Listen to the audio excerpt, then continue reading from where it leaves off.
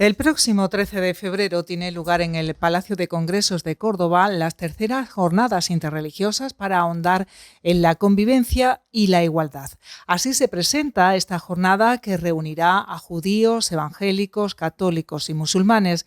Las terceras jornadas interreligiosas se dividirán en 4 módulos: igualdad entre religiones, papel de la espiritualidad para combatir el racismo, espiritualidad y justicia y espiritualidad y dignidad personal. Con nosotros está el sacerdote católico que nos representa en estas jornadas, el cordobés Antonio Navarro, miembro como consultor de la Subcomisión Episcopal para las Relaciones Interconfesionales y Diálogo Interreligioso. Buenas tardes y bienvenido, Antonio. Buenas tardes, muchas gracias por la invitación. El diálogo interreligioso desafía a una sociedad cada vez más polarizada y enemistada. Así se expresaba usted el pasado año. ¿Sigue teniendo vigencia este titular? ¿Es así?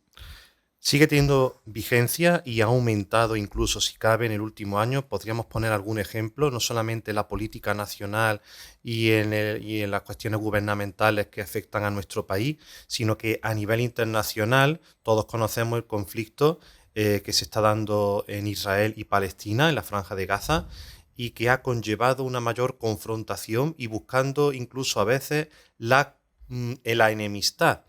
He visto que en vez de investigar objetivamente el tema, en vez de conocer qué es lo que sucede allí realmente, los distintos partidos e ideologías han aprovechado este conflicto para crear bandos y obligatoriamente te quieren posicionar en un lado o en otro.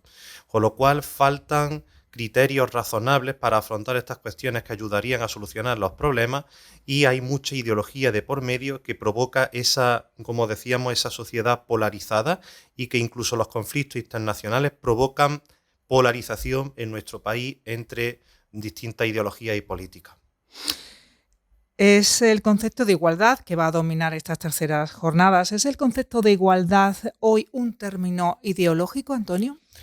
Habría que matizar que igualdad en sí misma es un concepto y un valor positivo. Se trata de la igualdad de cada ser humano que merece y posee una dignidad por sí mismo, independientemente de su pertenencia a una etnia u otra, a una religión u otra, a una clase económica o social u otra.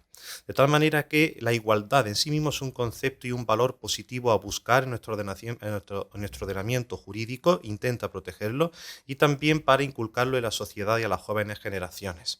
Sin embargo, como todo concepto positivo, las ideologías buscan aprovecharse de estos conceptos para imponer su propio pensamiento, lo tergiversan, buscan el propio beneficio al fin y al cabo, con lo cual al final el término igualdad en muchos casos se puede acabar corrompiendo, creando una igualdad que no es realista, que ignora la diversidad del ser humano, las diferencias que hay, y no diferencia en clave jurídica o de derecho, sino diferencias connaturales a la diferencia de sexo, a la diferencia de cultura, y esas diferencias no pueden ser ignoradas, ni tampoco convertir la igualdad en una reclamación continua que después no se concreta o que busca enfrentar a la gente o crear bandos. ¿Qué significa igualdad entre religiones en un país donde está garantizada la libertad religiosa? La libertad religiosa en nuestro país está garantizada desde el punto de vista constitucional y jurídico. Las leyes lo protegen y también las autoridades deben velar para que esta igualdad entre personas que profesan distintas religiones se respete. Sin embargo, esa igualdad jurídica no siempre es protegida en la práctica. Por ejemplo, cada vez nos llegan más casos a nivel católico de burlas hacia personas porque profesan la fe católica en ámbitos públicos, en el trabajo, en instituciones. En la universidad me comentaba este mismo domingo una alumna que continuamente había profesores del ámbito público que no solamente hacían un análisis objetivo sobre la religión, sino que había burlas hirientes hacia las personas que profesaran alguna religión, tildándolos prácticamente de idiotas por profesar una religión, y además amenazándolos de que no son suficientemente objetivos y profesan una religión para poder enseñar en el sistema de enseñanza público. Eso por parte de profesores de la universidad. que es un ámbito público. He puesto simplemente este ejemplo para mostrar que el hecho de que esté puesto en las leyes no quiere decir que en la práctica haya tocado las conciencias y la forma de pensar de la gente, de las personas, ¿no? Y por otro lado también, en esta jornada, las minorías religiosas en nuestro país, al fin y al cabo el catolicismo sigue siendo la religión mayoritaria, pero también las minorías religiosas tienen una visión sobre esta cuestión que aún siguen reclamando que ciertos derechos se les conceda. No voy a profundizar en esto, quien quiera conocer más, pues que acuda a la jornada, y son reclamaciones que algunas de ellas son matizables desde mi punto de vista, en otras llevan razón, y bueno, para eso celebramos estas jornadas, para que se puedan mostrar públicamente, debatirlas, contraargumentarlas y llegar a puntos comunes de acuerdo. Sin duda. Crece el número de personas que llega cada día a nuestro país buscando un futuro mejor, traen consigo su propio credo. ¿Cómo se debe articular esa convivencia entre religiones? Lo primero que hay que comentar sobre esta pregunta es que cuando entran personas que profesan otra religión, no solamente traen otra religión, sino que traen otra cultura. O sea, la religión no es la única pertenencia de una persona. Vamos a poner un ejemplo. Tú puedes ser musulmán, pero la religión islámica es muy variada en sus formas de vivirla, en sus valores o en sus normativas más concretas, según seas de Irán, según seas del norte de África o según seas de Indonesia. Todos ellos son igualmente musulmanes. Sin embargo, proceden de ámbitos culturales, de estratos socioeconómicos o de ámbitos educativos bajos en muchas ocasiones, y de formas de ver la vida y las personas y los derechos muy distintos a cómo hemos alcanzado aquí en Occidente. Por lo tanto, estas personas, desde el punto de vista cultural, en numerosos casos tienen dificultad seria para aceptar ciertos derechos humanos, cuestiones como la familia, la igualdad entre el hombre y la mujer, entre el marido y la esposa, ciertas cuestiones culturales que también tienen un trasfondo religioso, pero no siempre. Y por lo tanto, a la hora de recibir a estas personas, la integración es necesaria. Creo que se habla mucho de integración, pero se practica poco. Los políticos, los gobernantes, las autoridades hablan continuamente de integración como un valor políticamente correcto, pero después nos lo entregan a Cáritas para que lo hagamos nosotros. ¿Qué quiere decir? No hay un interés real por la integración y al final se forman guetos porque por una visión excesivamente ilusoria o fantasiosa, pensamos que estas personas se van a integrar por sí solas y no necesitan ayuda y no traen nuestros valores, ni traen nuestra visión de los derechos, ni traen nuestra visión de la relación en igualdad del varón y la mujer, y hay que intentar incluirlos en esa visión. Y eso hace falta un esfuerzo grande, no se consigue mágicamente. Con lo cual, la convivencia entre religiones y entre culturas pasa por un trabajo fuerte de integración y también por una purificación de esas visiones culturales.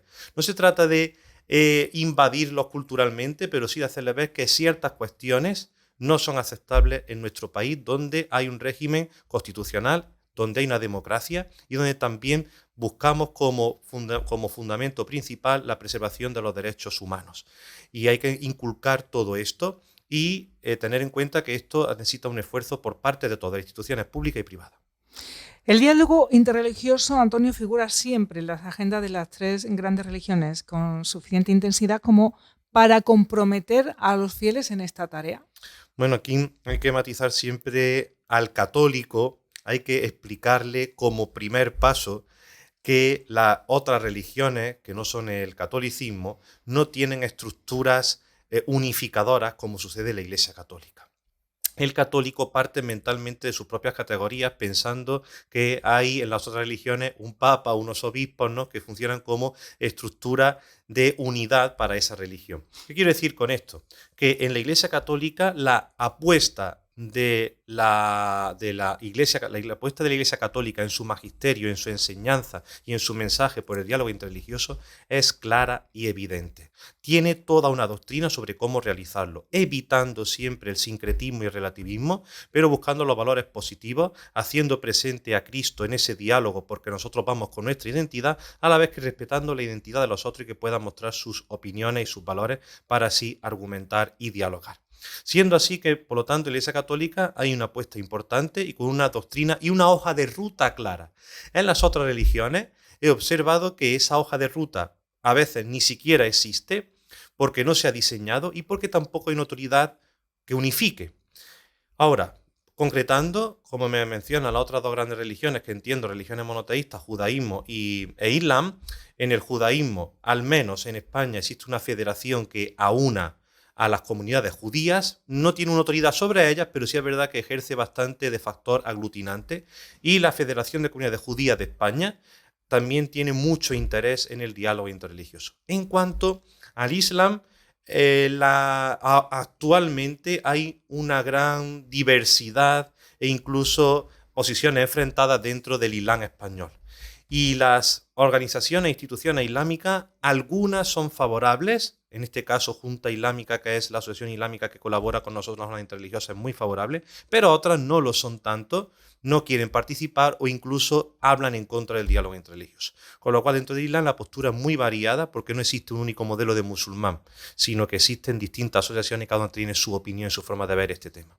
Bien, se presenta muy interesante estas jornadas el próximo 13 de febrero. Hay que decir que la jornada que se va a extender a lo largo de todo el día, bueno, pues el que se inscriba, la persona que se haya inscrito, puede participar en alguno de los módulos, que es importante decirlo porque siempre la escasez de tiempo puede ser disuasoria y en este caso no debería, ¿no? Sí, quiero insistir en que la inscripción es completamente gratuita, se hace online buscando en Google inscripción tercera jornada interreligiosas Córdoba. Se encuentra fácilmente un formulario hecho por el Palacio de Congresos de Córdoba para hacer esa inscripción con unas respuestas sencillas y se envía, y eso da derecho a participar gratuitamente en los módulos que cada uno pueda.